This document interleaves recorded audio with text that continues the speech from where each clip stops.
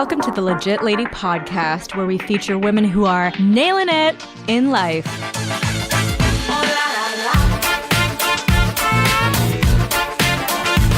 Hey, Legit Lady listeners. Thanks so much for tuning in. This is your host with the most, Julie Federman.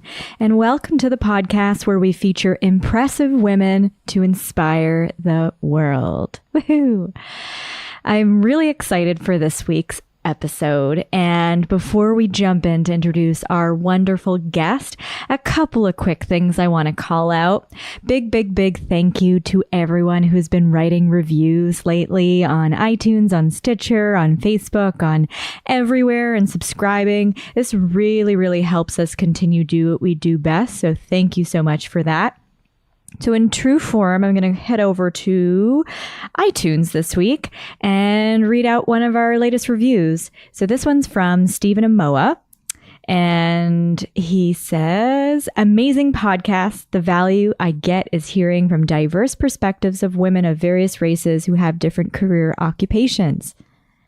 Awesome. Thank you. I really like that review because it's a little bit unique in comparison to some of the other wonderful reviews.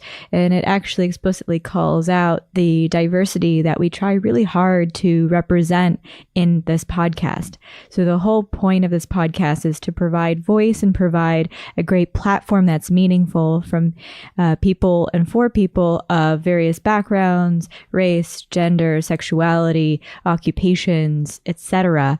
And I really want to be able to encourage and inspire those of you who are listening to see yourselves reflected in some of these stories that you're hearing. And if not, then hopefully it's a great opportunity for you to learn and grow in yourself. So thank you, Stephen. Really great review. And another big call out is for those of you who feel very compelled to go out of your way to continue to contribute and help support the podcast, aside from sharing it with your nearest and dearest friends and acquaintances, is feel free to, if you have a couple dollars to share, head over to ko-fi.com/legitladypodcast. This is a really great opportunity for you to, it's almost like an online tip jar, opportunity for you to take me out for a virtual coffee, air quotes here, virtual coffee or virtual drink. Great way to help show monetary thanks to what we're doing here in the Legit Lady podcast world, because podcasting is not free, even down to the batteries needed for a recorder to work. It does all take dollars to make it operate. So it's really helpful for those of you who would like to support us.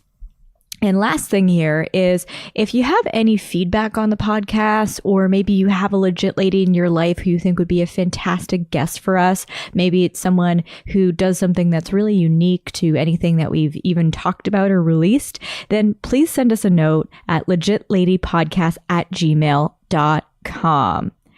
Alrighty. This week's guest is no average human being. I had the pleasure of getting to know her when I was in university and always looked up to her. She was always driven and doing all sorts of incredible things. This individual might be someone you've seen from the London 2012 Olympics, or perhaps in the 2015 Pan Am Games. She's the founder of the Believe Initiative. She is an absolute rock star, owner of the 400-meter hurdle. I am so excited to share with you the story of Sarah Wells.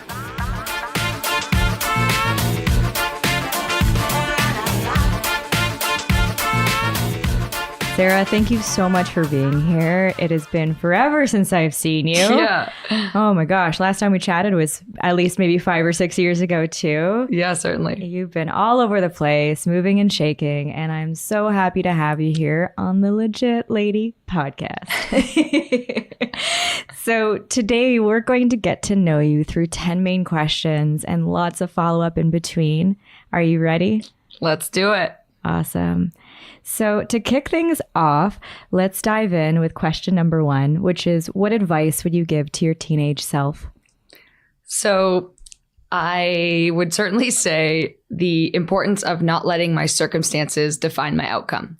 So I think far more often myself and I've seen this with my siblings or like people around me, like friends, where we can count ourselves out before the race. And I'm using air quotations right now for everyone who can't see me.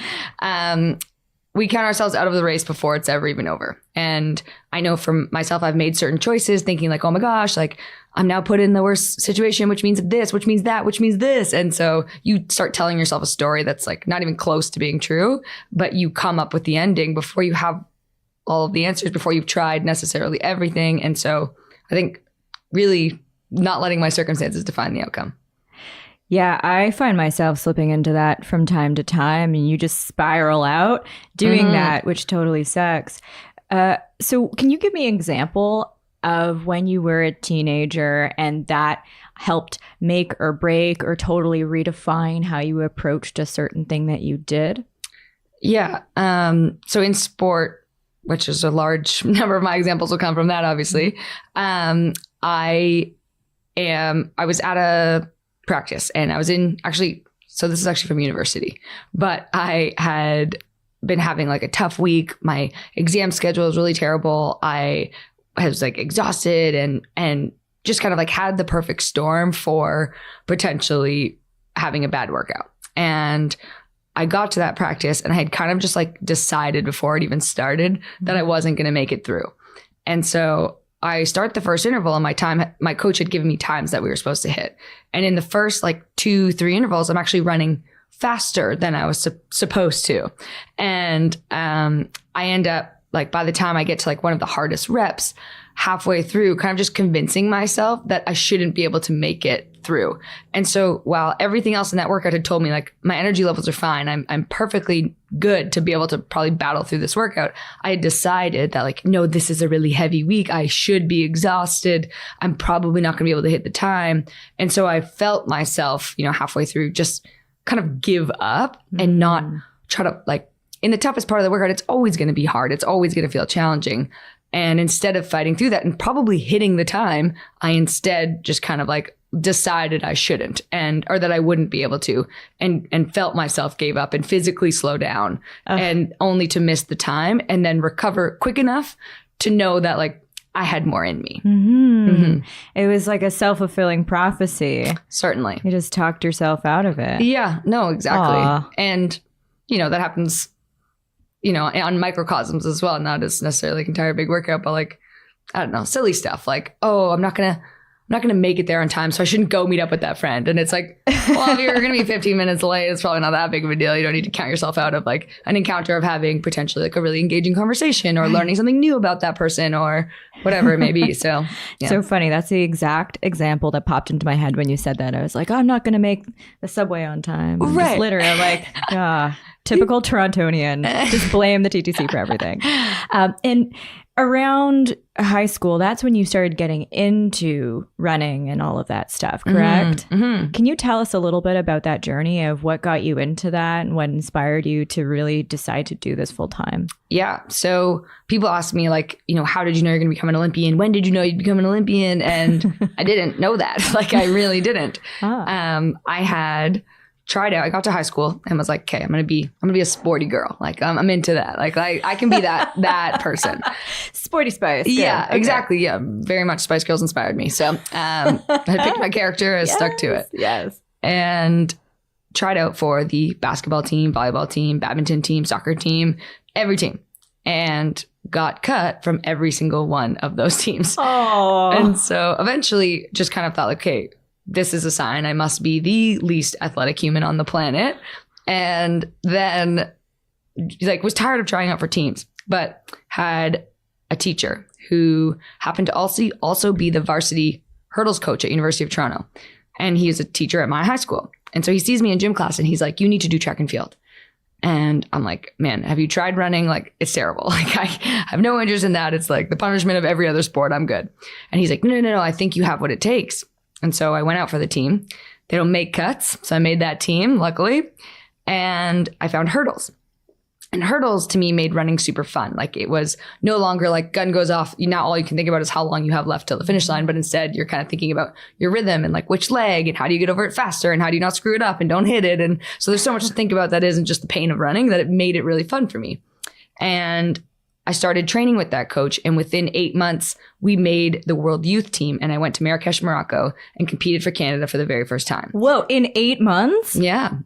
Jeez. Yeah. Oh my gosh. So from that, just kind of decided like, okay, like I guess he's right. Like I must actually be good. And also it was just this like mind-blowing experience to be on Team Canada and travel across the world at as 15 years old and just be like, okay, this is a way to see the world. And just through sport, it was wild. So did he ever articulate what he saw in you? Yes. He said that when he would see me in like a sport, he would see me run after the ball. I would get there and I would like lose all momentum, do nothing with that, and then run after the ball. And he's like, so I knew you could hurdle because that way you could run and then jump, probably lose all your momentum and then sprint again and keep going. So he's like, I knew you could do that. Amazing. Yeah. Oh, cool. Yeah. Yeah. And fun fact, that high school teacher stayed my coach for 9 years until we made the Olympics together. Wow. Yeah. Is he still a coach of yours? You're still involved in your training life? So no longer my coach. We stopped working together the year after my first Olympics. So in 2013. Mm-hmm. And we still very much stay in touch. He will forever be, like a second father figure in my life. Like he essentially partially raised me from 15 years to, 28, 29 years old. So no, actually not even that long. It was like 23 years old, 23 to 24. Yeah. So yeah, he's still like, I talk to him all the time. We'll discuss, after races sometimes what's going on and what's happening in my life. I'm seeing him this week, actually. Oh, yeah. Wow. That's so great that you keep in touch because obviously it's such a big central part of your life. Mm-hmm. I feel like if you're training for something, you just become so immersed in practices and the people affiliated with all of that. That's so cool. Yeah, it's pretty wild. And people are like really mind blown when I tell them it's very unheard of to have the same coach from the day you started to the day you make the Olympics. Mm-hmm. Well, and considering you competed in the Olympics, I have a whole bunch of questions for you around that because It's really not every day that I speak to someone who's been in the Olympics, right? It's not like, okay, yeah, it's very average conversation topic, right? Okay. And being an athlete, your body is effectively your instrument. Mm-hmm. How do you prepare for or care for your body on the on season versus, say, the off season? What types of things do you do?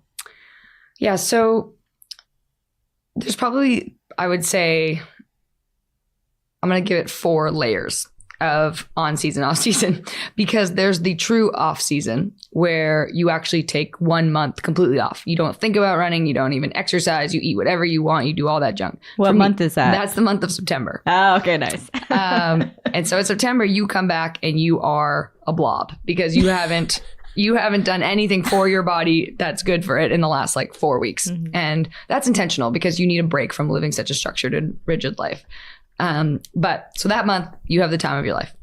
Then you come back at the beginning. What do you do? Like, what is it? What's your hardcore indulgence in that? Well, everyone I've ever met wants to party with me because they haven't for 11 months. Right. And so it's I have Thursday, Friday, Saturday booked with a different grouping of friends or collection of people that will be like, hey, we get Thursday, you get Saturday. Yeah, it's pretty funny. And my siblings call me Fun Sarah in that month. They're like, no. Fun Sarah's coming out. So other than that, you can see me with a glass of water in my hand 11 months of the year. Oh, yeah. Yes. So then we come back from that month, beginning of October. And those next few months, probably October, November, a bit of December, you're really high volume and you're really low intensity. Not really low. You're lower intensity and higher volume. So for that, it's like lots of intervals, slower paced, and you're just trying to build that foundation. Then you'll move into the next phase through the winter, January to March. That's more kind of a little bit of both, and you're high intensity and high volume. And this is where you get a serious amount of work done. And then move into the spring session where now you're getting closer to competition. So you're starting to drop that volume a bit more and then really keep that intensity pretty high.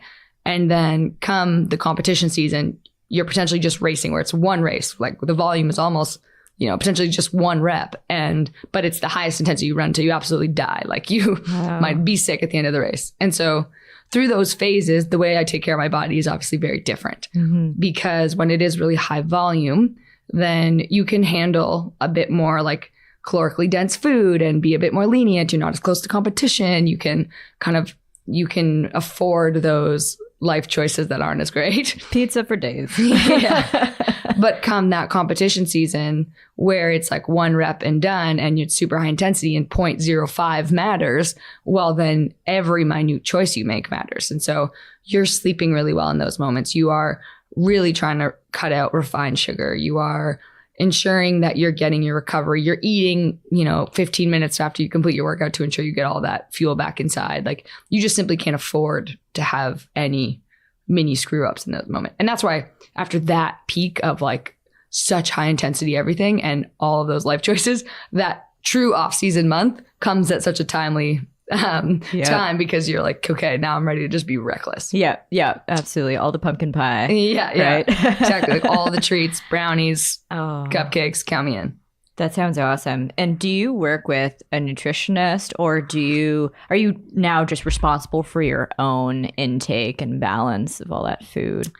I do work with a nutritionist, but she isn't like handing me meal plans. Like we're looking more holistically at my diet and like where we think we should be based on, what is my percentage body fat that I want to be at for competition? What is like, where do I want to fall and how close am I to that goal? Am I maintaining? Am I trying to lose weight? Am I trying to gain weight? What's happening? So she'll help me with those things, but like largely it is up to me to manage what that diet looks like. And I've been in the sport long enough now that I kind of know what that looks like, and it's just a matter of being disciplined enough to make that choice. Yeah, and we have degrees in physical health and education, so you have some baseline education there too, which helps. That helps. And 4 years I spent looking at that. Yeah. I know. Oh my gosh. Yeah, talk about having to perform on like a world stage while in the thick of a really demanding degree. Just small details. And when you are competing, especially since you've been in this for so many years, do you find that the size of audience or the kind of competition makes a difference? Do you feel any different? Yeah, certainly. I'm a person who performs well under pressure. I have said before that great career choice then. Yeah.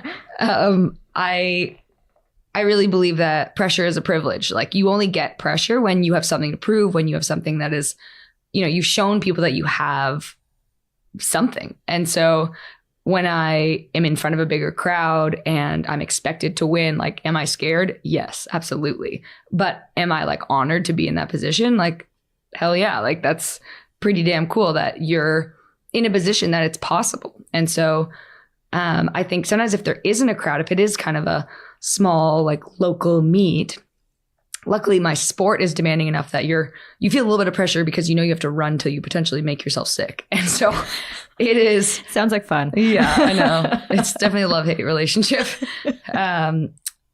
But that pressure of like knowing you want to perform your best, knowing that I'm against the clock every time, like regardless if I win the race or not, I'll be able to put that time up next to my best time and know how far away I was. So I think feeling that pressure, I can feel it more so in front of a crowd that's expecting me to win, and I can feel that energy and like want it for myself, but also want it for those people that are in the stands supporting me and who have been there for the journey and things like that. But then, and if it is a smaller meet where I like might not know anyone and might not feel like it's as big of a deal, it is harder to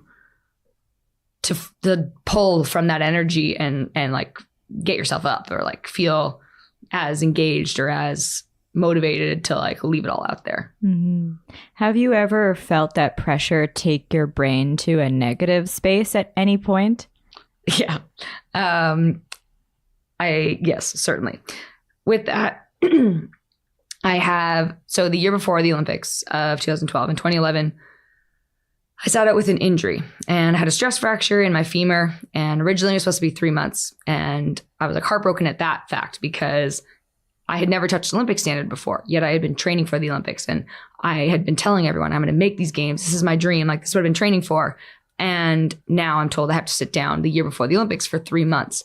And I'm like, no, I need every day, every week, every month to make this happen. So this can't be happening. And so I kind of like cry myself to sleep and try to stay fit and try to stay motivated. And week after week, I go to these like deep, dark places and question my self-worth of who am I if I don't make the Olympics. And what's funny is we actually had a professor at U of T that we were in a violence of sport class. No one else probably remembers this, but we were sitting there and then he's like, you know, talks about the violence in sport that we have in our own heads, that we like disrespect ourselves so frequently, and we'll say stuff like, you know, like, you can't, you won't, you're terrible, blah, blah, blah. And he's like, you know, the thing is that a lot of people actually set their expectations so high that they'll never meet them. So they get into this voice. Cause he's like, there's tons of people who grow up as little kids saying they want to become Olympians, but it won't happen. And he looks at me and says, sorry, Sarah. And was that Paul Dennis or no, it was it? the guy, dude with all the tattoos. Oh, he was so cool. Atkins. Okay. Do you remember? Vaguely. He was like such a cool prof. I actually loved him. I don't even dislike him for what he said. He was just saying what was like, he's just like Top a real of mind. dude, you know, like he'll just call it how it is. Exactly. And that's largely, I guess, whatever, how it was. That was kind of a tangent to what I wanted to say, but that story. So he's talking about that. And so he also kind of doesn't believe that this is going to take place. And I've been sitting out now the year before the Olympics. And so it's like everyone around me is reminding me to remain realistic, that this is already an impossible goal. There's no way that this can happen. And 3 months ended up turning into 9 months. So it took significantly longer than we ever thought. And now after sitting out for 9 months the year before the Olympics, it's like, if they didn't think it was possible before, now they really don't think it's possible. But on my first day back to training, I got the word believe tattooed onto my wrist. And I said, when I make the Olympic Games, I will put the Olympic rings underneath here. And so with only 8 months left to get back to who I was and then improve upon that, I set out, and I actually ended up having to go back in for surgery for a hernia that I tore 1 month to being back. Jeez. So with 6 months to go before the Olympic Games, and the word believe tattooed on my wrist, I eventually, over the course of 6 months, not only just like make it to the Olympic Games, but then finish as an Olympic semifinalist and one of the youngest competitors in the field. And so that was awesome because I was faced with this challenge, and I got the word believe tattooed on my wrist, and then I qualify for the Olympics, and I go to London and I prove everyone wrong, and I do it for myself, and it's awesome. But the Olympics comes back around every 4 years. And I had been continuing to develop and continuing to get better and stronger. And I had just won a silver medal to the #1 ranked girl in the world that year at the 2015 Pan Am Games. And so after achieving, you know, both of these successes of overcoming this obstacle in 2012 and then winning this medal in 2015. You also got a bronze in 2015, didn't you? Yeah, in the relay. Yeah. Yeah, you're like, no big deal, whatever. Not even worth mentioning. But I had continued to have that success. And so suddenly, while I'm now convincing myself that this next dream in the 2016 Olympics of like being an Olympic finalist and potentially an Olympic medalist, as I'm saying that to myself, I'm also starting to hear that from like everyone else around me. Like, well, you were at the last Olympics, so you'll be at the next Olympics, right? And you won a medal at Pan Am, so you're going to win a medal at the Olympics, right? And doesn't work like that. Yeah. And so suddenly that pressure, that stress, you know, going back to the question that prompted this story of like, when has that pressure and stress gone negative, is I started to let this expectation I thought others had on me affect the way that I made decisions for my health. And so I had a workout on a Tuesday, and I had an incredible workout. It was 2 months before the 2016 Olympic trials. And on that Tuesday, I ran so fast, probably the fastest I've ever gone, went to sleep that night, and I was thinking like, damn, I'm good. Like, I am fast.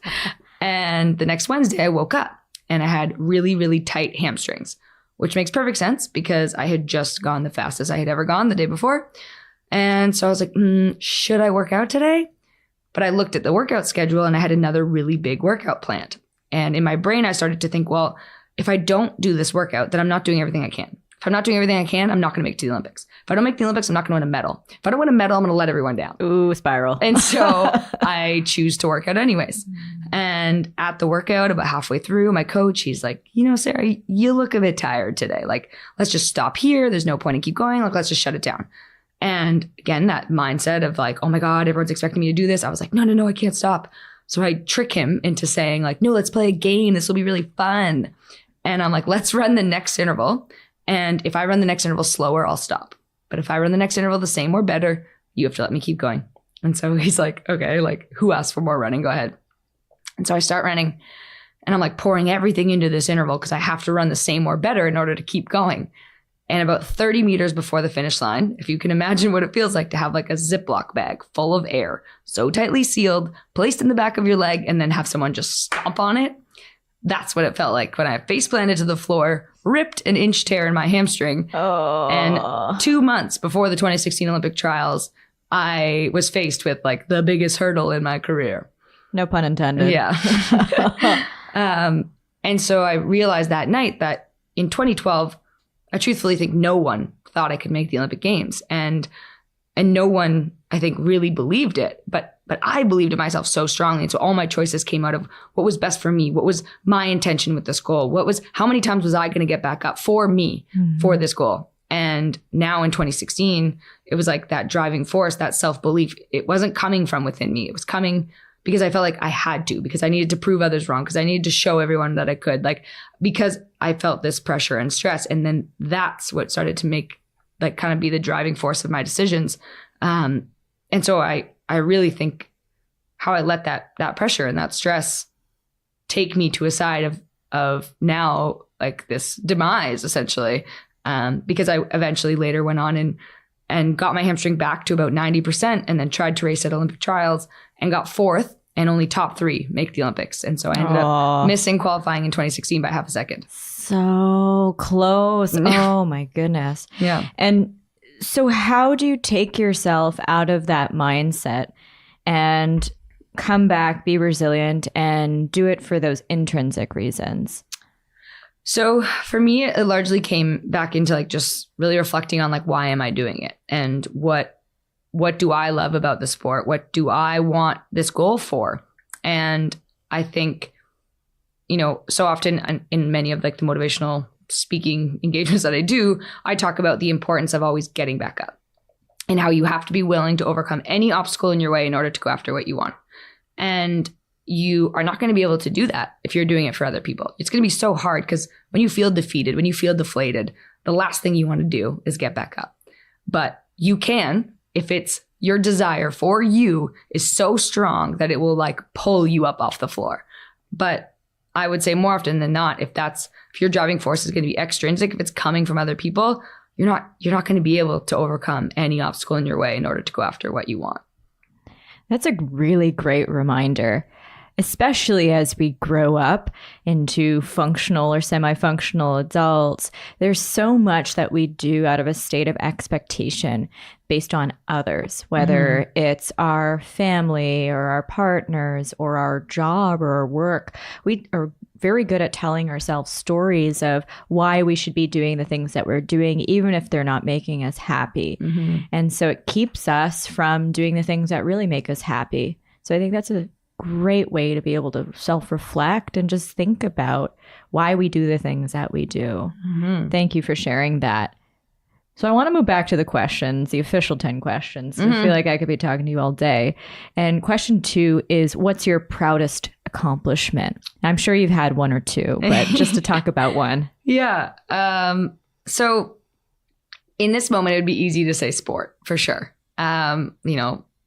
Making the Olympic Games, like having that moment where I crossed the finish line. I know I've made it. My siblings were in the stands. Like they came running over like, oh my God, you did it. Oh my God. And I'm just like looking up at them saying like, this is the best day of my whole life. This is the best day of my whole life.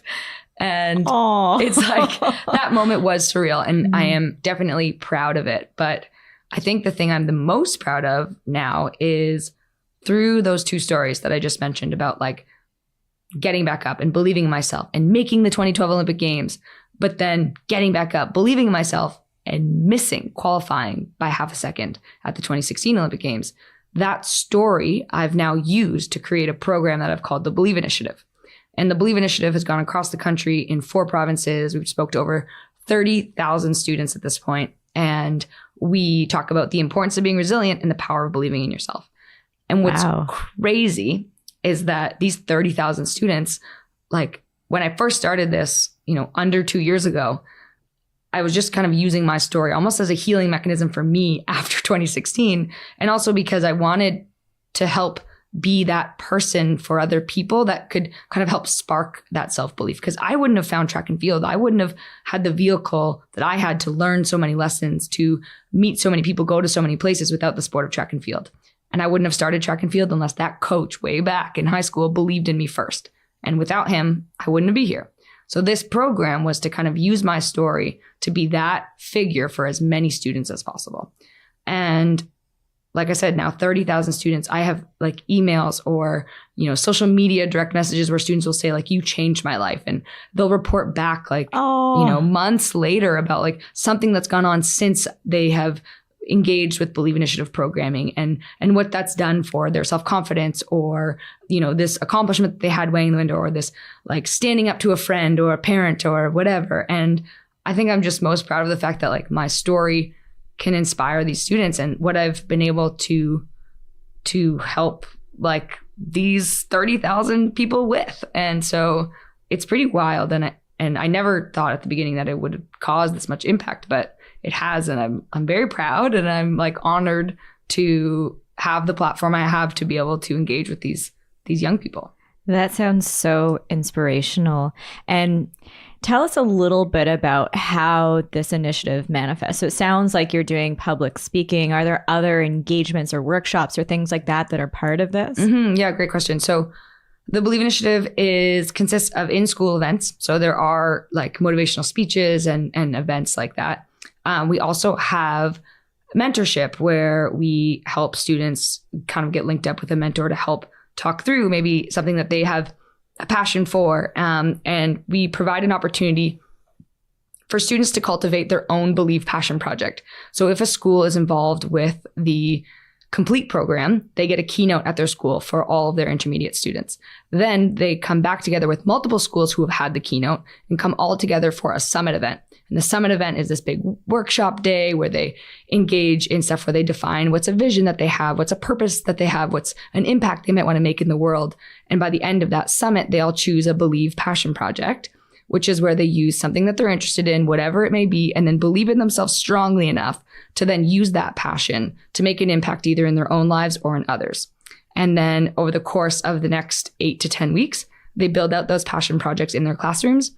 And then the third piece is that they have an inspiration fair, which is like a science fair, but for inspirational projects. And they show what the impact was for these things. And so it's awesome because we get to do these in-person events. We get to engage as like mentors, and then we get to see the impact that these students create themselves just by believing in themselves. And so it kind of like manifests, beyond us and transcends beyond the event itself, which is really cool. And to give you an example of a project. Tell us some examples of some things that students have done. So one student last year, his passion was shoes. He's like, Nike has this shoe out and Kanye releases this. And like, he's got, the whole list of everything that's about to come out. And so he decided to go on the school announcements, ask kids to bring in shoes that they no longer needed. And then, got his friends at recess to use sneaker cleaning kits to then clean up the shoes and donate them to a youth shelter for students who would never be able to afford cool Nikes or whatever it may be. Aww. So yeah, super adorable. Another girl, her passion was photography and animals. She took pictures of her dog and her friend's dog and made a calendar out of it and got pre-orders from her family and friends and then used the profit of how much it took to make a calendar and how much she sold it for to then donate those funds to the Humane Society. And she wanted to afford a shot for an animal so it would be more likely to be adopted. Oh, I know. My heart is growing like 4 sizes. It's like such good ideas. They're so smart. There's like, they're so great. That is incredible. And how can a school or students get involved in this? So they can go to the website, believeinitiative.com, and we have a contact us page. We list kind of the different things because even if they don't want to be a part of the Complete program, which has all these touch points, we also have just our curriculum where we'll give you the kit that basically helps those students and guides the teachers how to build those Believe Passion projects. And the end goal of that is to upload a video of what did they do? What was the impact? What was the times they had to believe in themselves? What were the obstacles they overcame? And we actually will pull from our Believe Passion Project hub from these videos that the students upload. And we'll bring out our professional video crew to feature these students in a video and help like kind of grow their cause and hopefully get lots of eyeballs on it. And we'll have a couple thousand people look at the impact. So if they want to just do the curriculum in their classrooms, it's on the website. Complete program, can register for that on the website. And then just the keynote presentations where it's like more of a motivational kind of kickoff or a pep rally, that is all available there as well. Wow. Sarah, you are crushing it. I mean, obviously, your performance in sport, yes, you're representing a country. You are serving everyone, but it's still you doing the thing. Seeing this shift towards this philanthropic type effort and making this tangible impact in all of these people's lives is so awe-inspiring. So please just continue with that. Thank you. The world needs more Sarahs. So moving on to question 3 is, how do you balance work and life? I'm not sure I have that figured out yet. I mean, I'm a really big scheduler. I like to sometimes, like the night before, I will like write out, okay, what are the things, like my to-do list is like, as everyone's is, endless, but I'll like pull out the things that I definitely know I need to do and then give time slots for them. Like, do I think this will take 75 minutes? Do I think this thing will take an hour? I know I definitely have to work out for 4 hours. So I'll block off that time, and really planning it out helps me see and be honest with myself what I think I can actually accomplish that day. And then for things that are important to me, like if I know I haven't seen my friend in a while and I want to put them in for a dinner that night, it's just kind of like that's pulled out as one of the priorities from the long list when I'm planning the day. And it gets a certain time slot, and it's up to me to find a way to either be comfortable with saying no to something else, or maybe having a really kind friend who's willing to shift or change to a different day or whatever it may be. So I think really taking a look at the broader perspective in list form helps me. Mm-hmm. And then pulling out the priorities and giving it a time slot helps me like stay focused and on task to make sure I'm accomplishing all of the things that I want to do in my work, in my training, in my social life, with my family, with my boyfriend, who's very supportive and very lovely, that will help me with some of that balance. Oh, that's good. Yeah, you need that yin to your yang, especially if you're always in it, moving forward and moving all these mountains, right? Do you use any apps or anything like that, or is it just straight calendaring for you? Yeah, I mean, I use the Google Calendar app. Awesome. Yeah. No. I know there's so many cool innovations that come out. So sometimes there's things that you've just never even heard of right. before. No, certainly. I'm just not that cool, I guess. I was using like an in-hand like day timer up until like a year ago. Like, really? I needed to touch it, feel it, see it. And then when I started like just doing more and more and on the go kind of stuff, I needed it to be digital, so I didn't have to have my book like beside me at all times. But my phone definitely is. So, oh, that's awesome. Yeah. I mean, I hear you. I'm sitting here with a whole bunch of Post-it notes, but yeah, if I didn't have everything in my I was gonna say computer, my mini computer, and my cell phone, I would be totally lost. All right, question 4. Can you tell us about a difficult moment in your life? And now I know you just shared that big epic story of your stress fracture, but I feel like you've probably come across a few other difficult moments. Yeah. I mean, the stress fracture, sure. What I'll say is probably the more difficult one was not making the Olympics in 2016, because for the last 4 years, I had been known as Sarah Wells, the Olympian. And now Sarah Wells, the Olympian, doesn't make the Olympics. And for me, that was a really tough moment to come to terms with that. And I remember when we left the track after, it was finalized, I had got 4th. I knew I wasn't going. I couldn't go into the house that we were staying. So we pulled into the driveway and I couldn't go in, because to me, leaving the track, pulling into this driveway of the house we had rented for the Olympic trials, it was just like, if I went in that door, it was over. It was officially over, because the last time I had left there, I had said, like, next time I'm here, I'm going to be a 2-time Olympian. Next time I walk back through this door, I'm going to be like on my way to winning an Olympic medal. And now I wasn't. And so instead of going into the house, I just kind of opened the car door and fell onto the driveway and laid in fetal position and just cried and cried. And my poor father, who had driven me home, just kind of like got up out of the car, tears streaming down his face as he stood above me, because there was nothing he could do, nothing he could say, nothing anyone could have said to make me feel better in that moment, because it all felt like a waste. And I had poured in my heart and soul into this next goal, where I was like, no, sorry, can't come to that big event, family. Like, I have training because I'm going to the Olympics. And no, sorry, friends. Like, I will be going home early tonight because I can't stay out and party. I have this goal. I will be going to the Olympics. And now I'm not. And so in that moment, it truthfully felt like such a waste. And coming out on the other side, I now realize, after going through that really tough place and dark moment, I realized that it was never a waste because I can now relate to every single person I've ever spoke to because I've made some tough choices and I've got back up and I've been so resilient and I've believed in myself so strongly. And I've had the triumphant finish where I make it to the Olympic Games and it's awesome.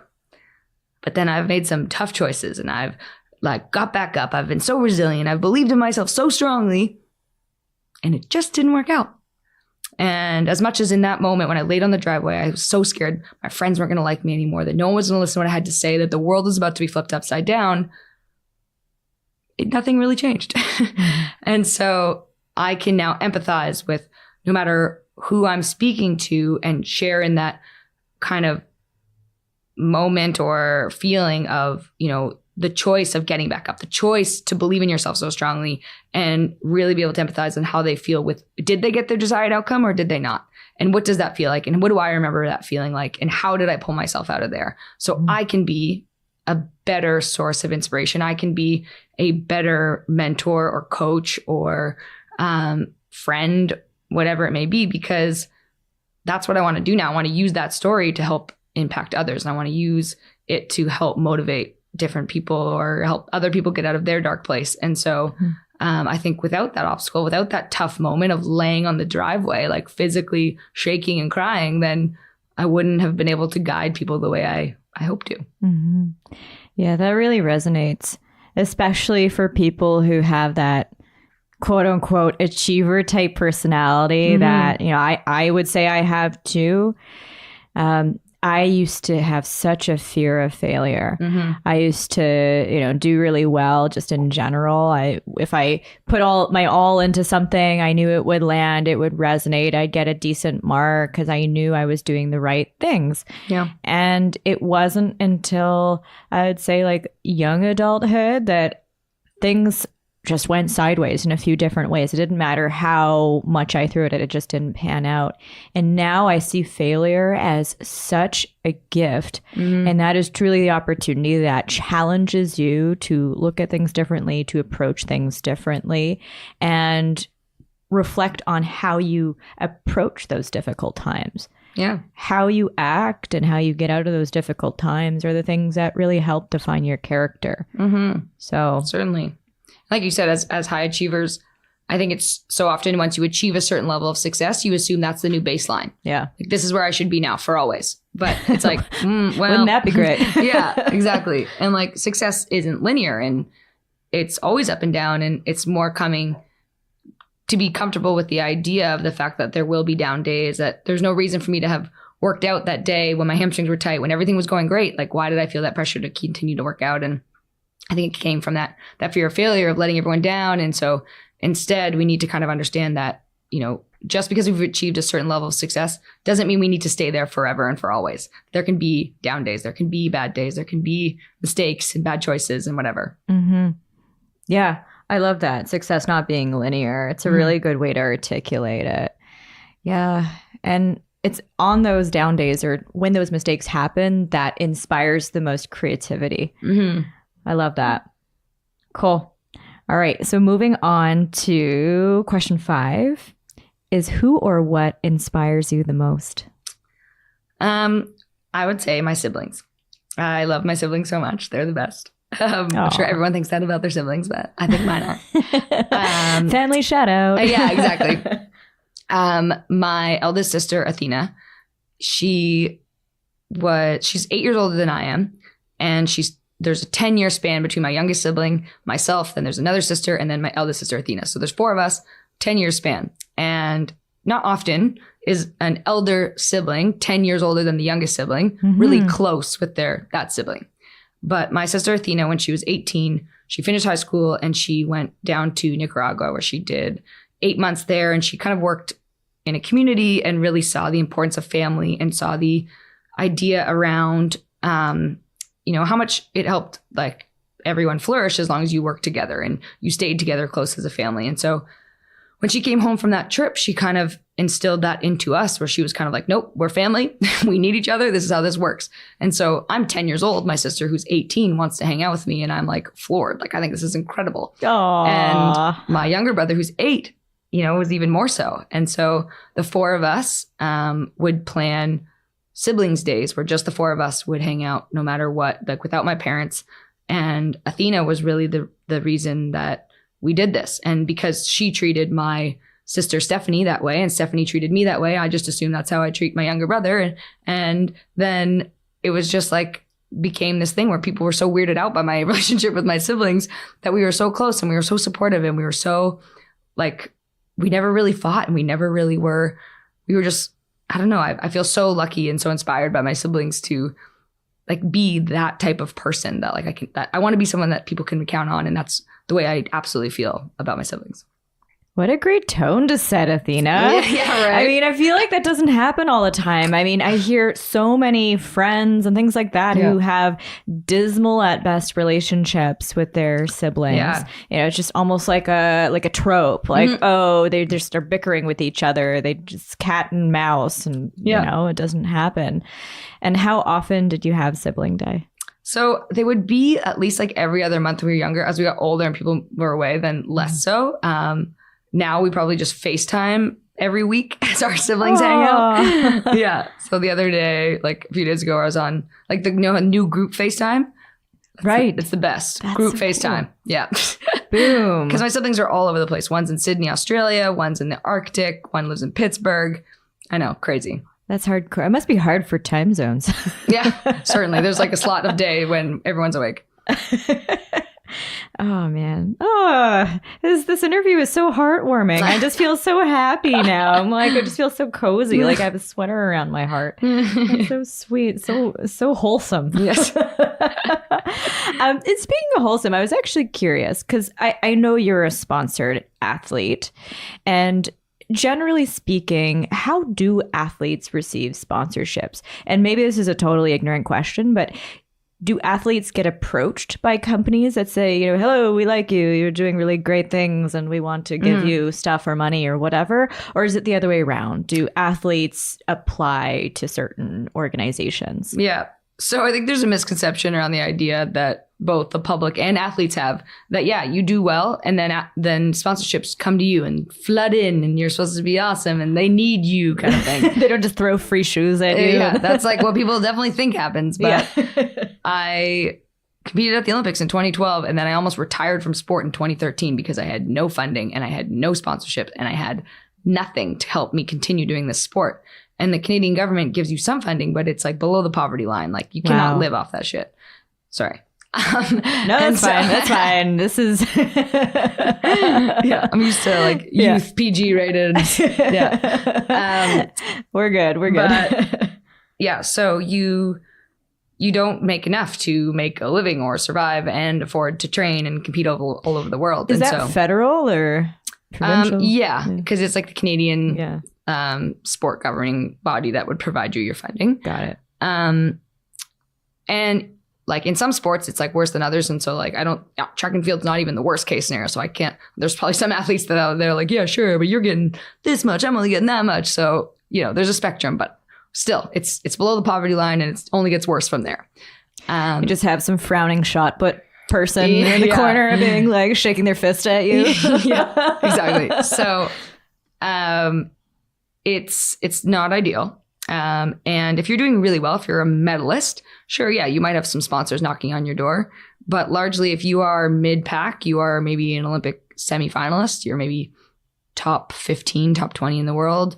You could even make the final. You could be 8th in the world and you probably still wouldn't get that many sponsorships at all. And so it really is up to the athlete to create a brand. And I mean, that's marketing 101 these days. It's like you have to have a personal brand, whether you're an athlete or you're just like you're someone out there trying to create a life for themselves. You're a musician, you're a salesperson who needs to be the best on the team. Like you need to create your brand story of what that looks like. And so for me, that largely evolved through my speaking. And I have been provided opportunity and have been really fortunate to receive a good amount of sponsorship or some type of support outside of the government support simply because I am out there in the community and I'm sharing a message that I feel strongly about, that feels authentic to me. And I think people feel I am being genuine about it. And so they see a value in that and want to be associated with it or myself and my mission and my journey towards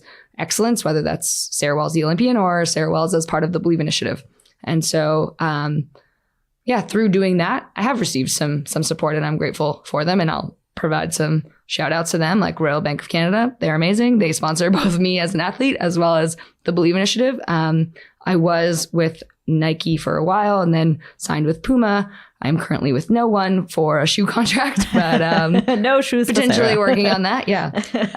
And Mercedes-Benz has been amazing. Yeah. Provided me with a smart car for the last 4 years that they gave to me in sponsorship. And it's been, I love it because I feel like a Polly Pocket, driving around. It's really great. Is it tiny? It's so tiny. Oh, but cute. Not as tiny as it looks from the outside. But definitely still pretty toy car-y. Oh, that's awesome. Yeah. I got to see a picture after this. Yeah. That's awesome. Very cool. Yeah, it's one of those things that average people, we just don't know about. And we just assume that you get all this thrown on you. Yeah, no, that's fair. As did I. I thought I was going to finish the Olympics and have people raining themselves here, please take this. Yeah. Just a parade of dollar bills. Yeah, right. With you and your medals. Exactly. And what gets you more nervous, by the way? Because you do a lot of public speaking, which is typically the thing that everyone's afraid of, but you also compete in the Olympics, right? So very small, not nerve-wracking things at all. So certainly competing at the Olympics or for any race, really, I'm far more nervous because, like I said, with my event, specifically 400 hurdles, it is one of the most painful events in the sport of track and field. And so I'm most nervous for the idea of the fact that I'm going to have to run till I throw up. And so I'm so scared for the hurt that's going to come along with it. When I'm about to get up on stage, sure, my heart rate might race a little bit before I get up there, but I'm not going to have to throw up at the end. So I hope not. That's great. Yeah. So no, largely more nervous, definitely more nervous for running than speaking. Makes sense. Yeah. You don't need a pitch perfect moment there. Yeah, exactly. So funny when you first said here that hurdles is the most painful sport. I'm literally just picturing a lot of bruises from knocking into these hurdles. Yeah. How often do you wipe out on those? I mean, I've had a good handful of bails, but I wouldn't say that there's a frequency where you're okay, yeah, every 2 weeks I bail. It's pretty rare, but when you do, you can have an epic face plant. Yeah. Yeah. I remember trying it in university for just a rotation or something. Yeah. And I saw some pretty good wipeouts. Yeah. All right. Moving on to question 6, which is, what is the most adventurous thing you have ever done? Maybe something in the month of September. I don't know. Yeah, I know. Well, yeah. So this past September, my boyfriend and I went to Bali and we climbed a volcano that is, I guess, active-ish. It wasn't blowing actual volcanic ash or that probably wouldn't be the but it was best still thing. Steaming and was relatively active. And so we climbed that and watched a sunrise, which was pretty adventurous and fun. No. So we started the hike at 2:30 a.m., which was crazy. And then you're up there for the 6 a.m. sunrise, which is wild. Wow. Yeah. But it's pretty cool. It's definitely something I haven't done in a while. Oh in a while, ever. Wow. Yeah. So it's almost a 3-hour-ish hike? Yeah, it was supposed to be, I think it's supposed to be 2.5. Maybe we did it and we didn't want to stop at any of the checkpoints. We're no, to the top. Yeah. So we did it, I think maybe in 90 to just under 2 hours. Even your vacations are hardcore. Yeah. We made it a competition. Yeah, of course. Yeah. We want to make sure we got the best seats. Yeah. Oh, man, that's so cool. Do you remember the name of the volcano? I want to call it Ben-Hur or something. I should look it up because Ben-Hur. Yeah, this is terrible. Oh, that's cool. Yeah, look it up. Yeah, if you ask me the next question, I'll know. I'll come back to it. Oh yeah, Batur. That's what it was. Mount Batur. Almost Ben-Hur. B-A-T-U-R. Yeah, see, it's almost Ben-Hur. Oh, that's so cool. What's your next trip? I don't know. Too far away from off season, I guess, to really think about it. Yeah, you're like perfectly kind of in the middle almost. Yeah. Fair enough. I'm always thinking about my next travel anytime I can. So that's so cool. All right. Question 7. What do you attribute your success to? Honestly, the people around me. I definitely contribute my success to them. From like my high school teacher, Dave Hunt, seeing me in gym class, telling me to do some track and field, him. The University of Toronto, that was my support system that, through injury after injury, never gave up on me, like always believed in me in the times that I couldn't. Created the environment that allowed me to be successful and helped mold me into the human being that I am. As I mentioned, my siblings and my parents, like my family that's kind of always been there for me, always helped support me, really, made the moments of magic like far more worth it because you get to share it with those people. I've had, like boyfriends of the past that like have been there through that journey, and like really good friends that have always been on board with, the choices I make towards my goals of saying like, no, sir, I can't come to your birthday party again, or like I won't be in the country again. And having just these people that are really supportive of my goal and share in my triumphs and are there for me in those heartbreaking moments. And so all my success, I wouldn't be the same without them. That's a great acknowledgement. It's true. I mean, again, some of these things, especially if you are a bit of a public figure, it can be easy to just say like, I am doing this. This is my goal, and stay pretty insular. So it's great to hear that support and acknowledgement that it takes a village. An Olympic village. A serious village. Yeah. A serious village.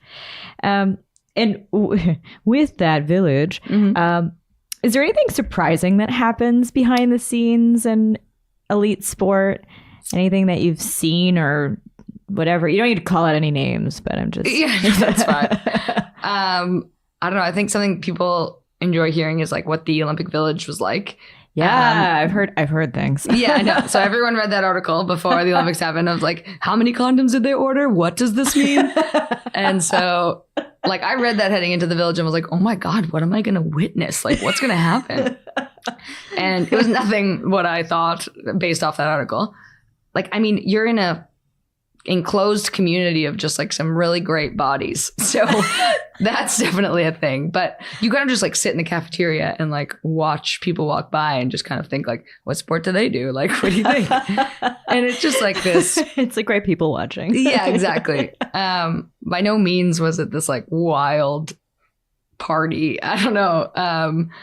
But the village is like basically apartment buildings of each country. So all of Team Canada, every sport would be in one building. Team USA would be another building. Team Australia would be in another building.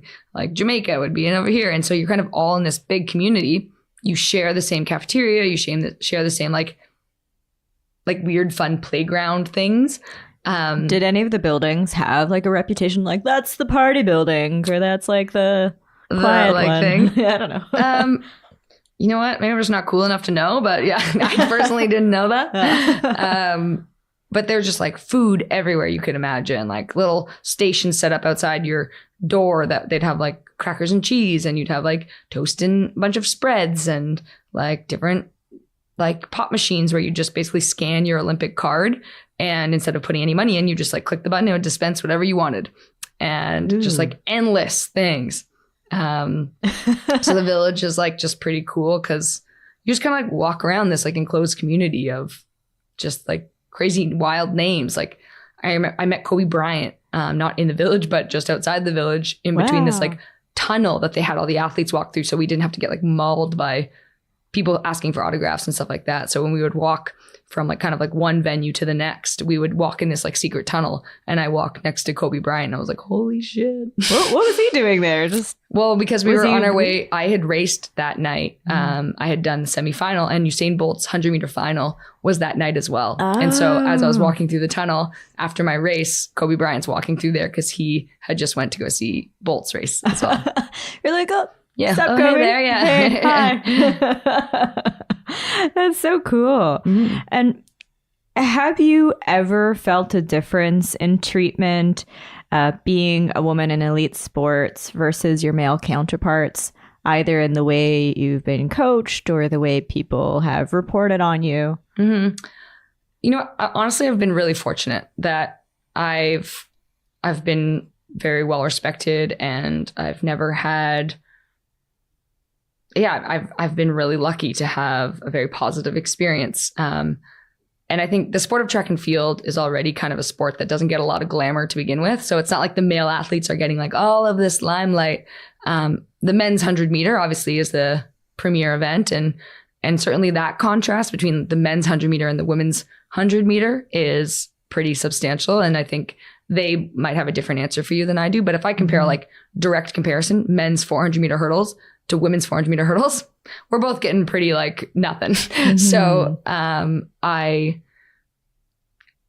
been lucky that in the arenas that I've been a part of, in the circles and support systems that I've had, I haven't felt anything that's made me feel kind of discriminated against and I think I'm in a sport that's kind of discriminated against and like only showcased every 4 years. And the track and field at the Olympics is like the event, like there's like, it's the thing people know happens at the Olympics, and we don't see any of that money. Like we work our asses off for years and, just for the pride of it all. And I'm grateful to do that. And I'm like still so fulfilled by that. But I think the sport itself maybe could feel a ways about being discriminated against or not getting the respect or support or like financial benefit that it should.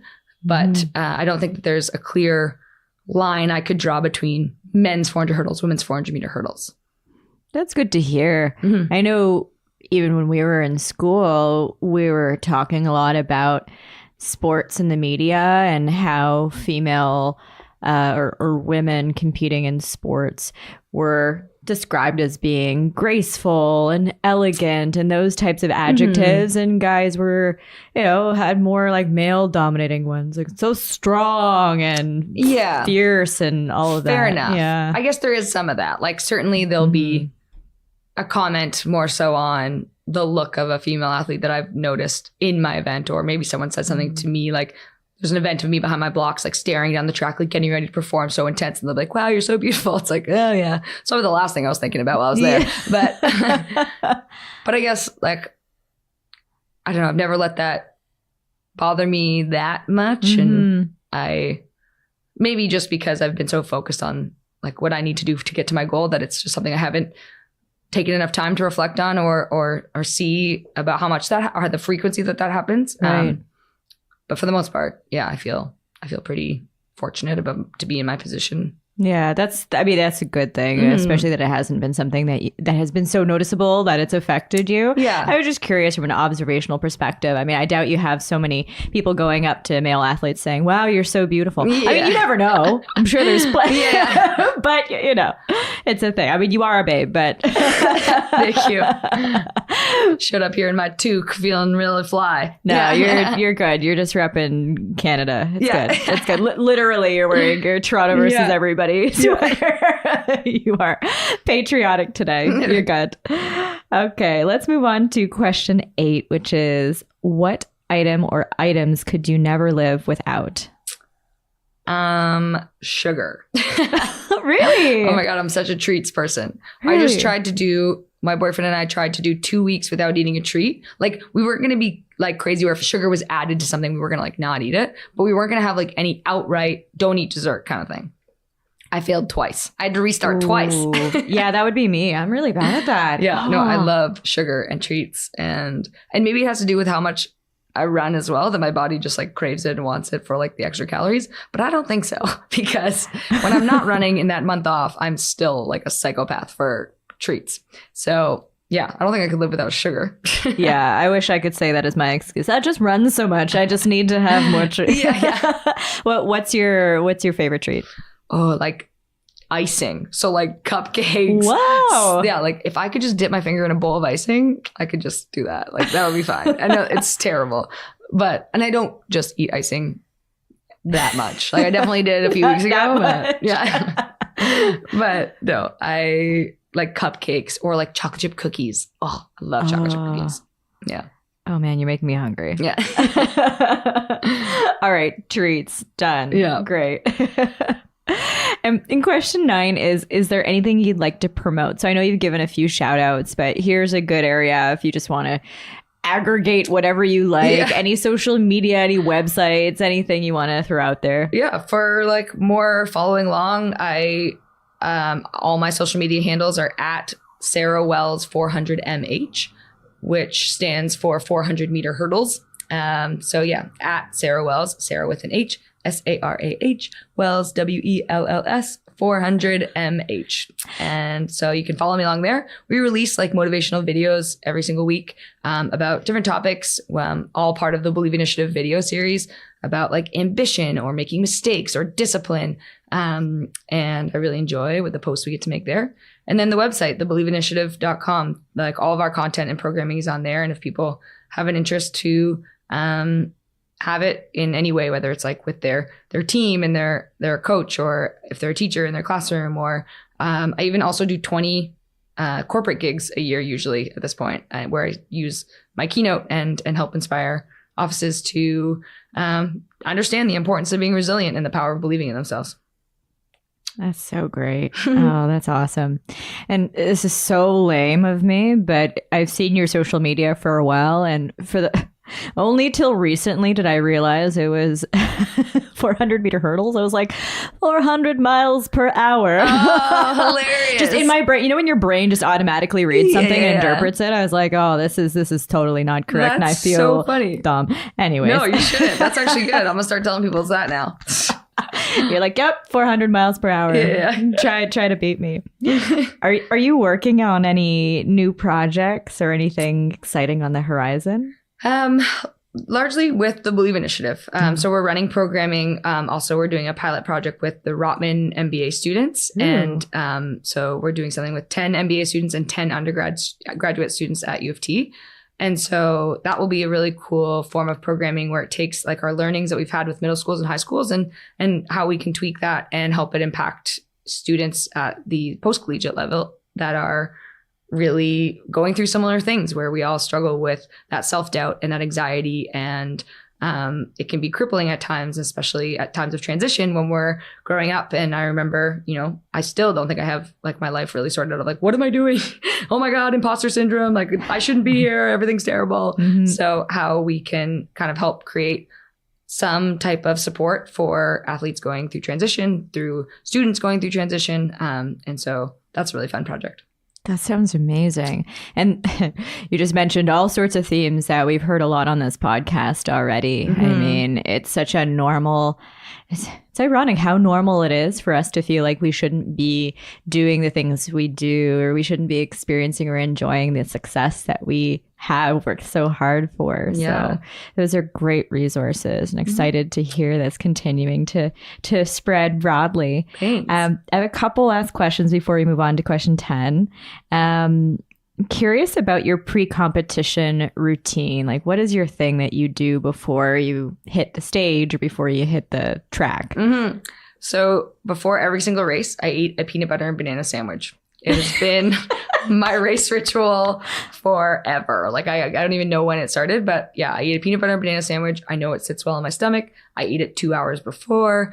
It has worked well. I've seen it help me run fast. So that's like for sure a staple. Are you crunchy or smooth? Smooth. Gotta go smooth.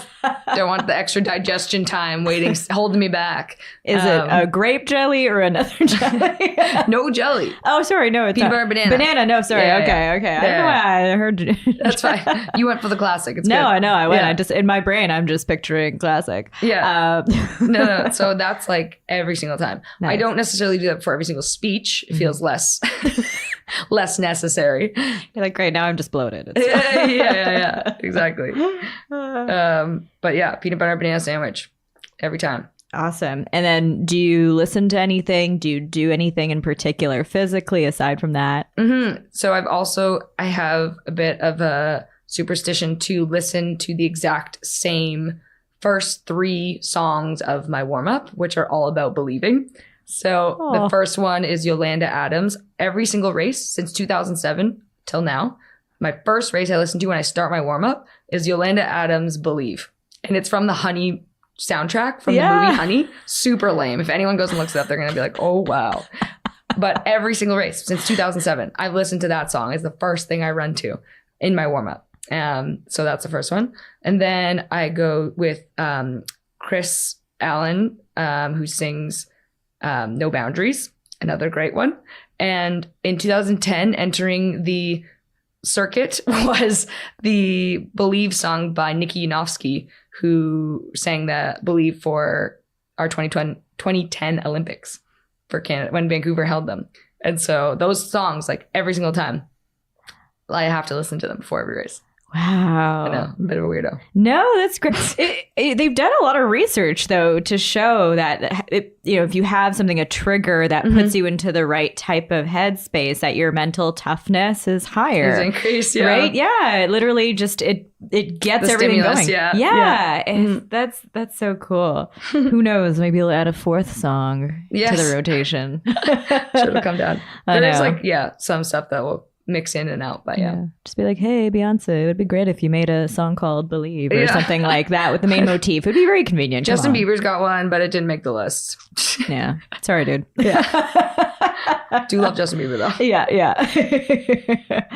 And do you have any running tips for non-Olympic athletes, regular folk? Listen to your body. You're not going to be a hero overnight. I think small gradual increases is important. My sister always tries to go from like 0 to hero so fast. She'll like do no running for months and then just like run a 10K. And she's like, ow, my knees hurt so bad. It's like, yeah, I think I can figure out why. Yeah, I see that all the time. I mean, it seems like marathons have become a bit trendy. Like a lot of people get on that bandwagon. And these are people I never see go to the gym. And, we talk about workouts, especially like at work and stuff. We talk about when we work out and things, and they're like, nope. But hey, I'm going to do a marathon tomorrow. Yeah. What? Yeah. So funny. Hardcore. Yeah. Cool. All right. Well, let's wrap things up with question 10. Which is, what is a lesson you learned the hard way that you'd like to share with our listeners? I mean, to really tie things all together here, honestly, I think it would be about the importance of believing in yourself, like the power of believing in yourself. I think in everything I've done, it's that support system, like I said, and it's the environment I've been so fortunate to be placed in, but it's also the fact that I'm willing to believe in myself enough that I put that stake in the ground of like, I am going to do this thing. And I don't necessarily know how I'm going to get there. I don't necessarily know the resources I need. I don't have the plan all figured out, but I just kind of decide that if anyone can do this, it's me. And, I believe that so strongly that I have the word tattooed onto my wrist. And I think that that's really like my main message, that like you have to understand the power of believing in yourself. And so often we think it's for young people. We think it's for kindergartners. We think it's for people who don't understand reality yet. And it's just, nothing could be farther from the truth that, if you are the person who's willing to believe so strongly, you likely will find a way. And you might not actually get the outcome you thought you set out for, but you'll get something else that's like just as fulfilling, that leads you down the next path you were supposed to be on. But taking those first steps requires that sense of unwavering belief. Wow. Not only is that such a powerful sentiment, it also seems like a really effective trigger word too, by having that visual representation right on your wrist. It's just that word that can take you instantly into that headspace at all times. Yeah. It's a tactic that I like to use with a different trigger word too, that just gets you right on track. Love it. What's your word? Drive. Love it. Yeah. And sometimes I have different trigger words for different things, right? And sometimes those trigger words in my case change, but it seems like yours is so effective. Yeah. So amazing. Thanks. Yeah. Cool. Well, Sarah, it's been an absolute pleasure to have you on. You have inspired not only me, but all of our listeners too. And it's been a blast. Yeah, Thank great you. to see you. Thanks for having me. Thanks for listening, everyone. Find us on Facebook at Legit Lady Podcast. That's LEGITLADY Podcast. And on Instagram at Legit Lady Podcast. On Twitter at Legit Lady Pod. That's Legit Lady POD. And please rate and comment on iTunes and anywhere else you get your podcasts. If you love what you hear, share it broadly and proudly. Thanks, everyone.